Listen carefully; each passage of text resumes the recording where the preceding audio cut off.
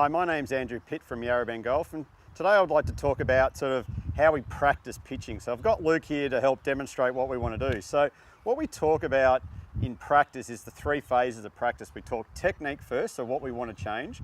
We move into our skill work, so shots that we need in golf, and then we've got to sort of put it under some competitive stress, so testing it. So what we're going to start with is technique. So there's sort of plenty of things to work on in technique. So we'll work with one of Luke's main faults, which Luke gets a little bit too steep, which causes him to get a bit underneath. So a basic drill that we've got for pitching with Luke is if he goes into his setup, all we want him to do is have a right arm swing. And what you'll see here is when he makes the right arm swing, it gets the club a little bit more in his right hand this way. So Luke has the tendency to get a little bit steep, and then that causes him then to drop it underneath, and he sort of gets the one that goes right and a bit thin. So go ahead and have a right arm swing for us, Luke. Yep. So what we can see there is a great sort of movement. So from that setup we talked about earlier, as we can see now he's on plane, all he has to do is unwind his body. So what he wants to do then is go one more of those. So with this technique change, all he's trying to do is feel the position he's getting into halfway back and how the body unwinds.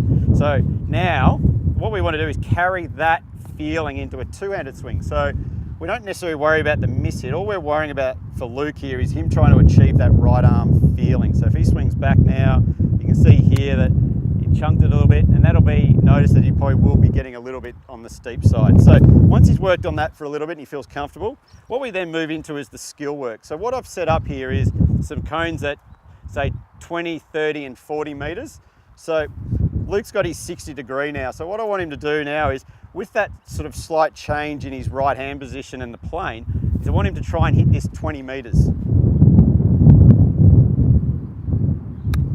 So what you saw Luke do there from what he was working on before is he had to just shorten the swing and probably slow it down just a little bit. So now what I want you to do, Luke, is try and hit it now 30 meters. So have a practice swing first to try and replicate, okay, you know what 20 was, now we want to feel what 30 is. Now walk in, and now try and commit to what you just rehearsed for 30 meters. So we can see there pretty much 38 meters. So now with a practice swing for the last one is now I want you to try and hit it to the yellow cone, which is 40 meters. So he's either got the choice of making a little bit faster swing or a little bit longer swing. You can definitely see he's starting to swing it a little bit longer.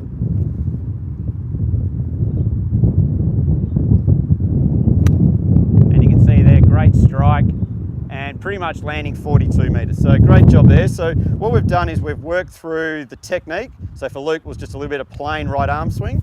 Then we moved into the skill. So with his lob wedge, we found out how to hit it 20, 30 and 40 meters. Now the last little bit with pitching is we need to sort of have a couple of different trajectories to each one. So if we just use the 40 meter one, Luke, I want you to show us then how you'll hit the low shot to 40 meters. So what you'll probably notice here, he might have a bit more weight forward, shaft forward, but most of all, you'll probably notice how short the follow through gets. So if you go ahead and hit that one, Luke.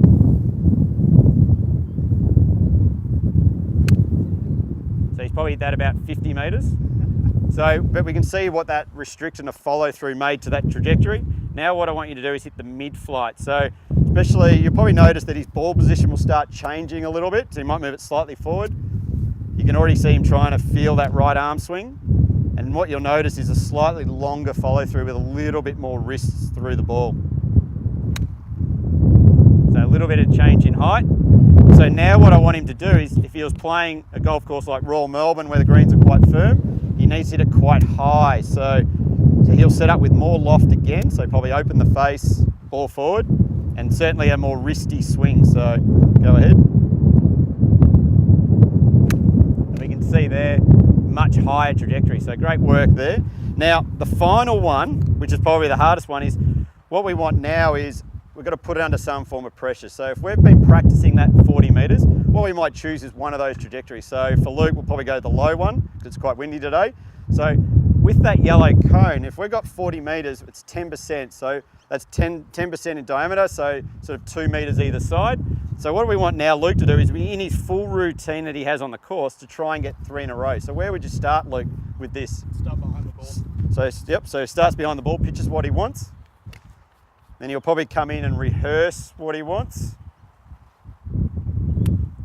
And then now all he has to do is commit to what he wants to do. So you can see the difference in his routine here from the technique into the skill. The technique, he was pretty much just hitting the ball. The skill work, he was moving into practice swing, a little bit of target in the shot. Now he's sort of moving into full routine. So really good there, a little bit too far, so he'd have to start again. So all we'd want Luke to do then is keep going probably for about 3 more goes. If you didn't achieve it today, that's fine. Come back tomorrow and then change it and hopefully improve on it. So great work.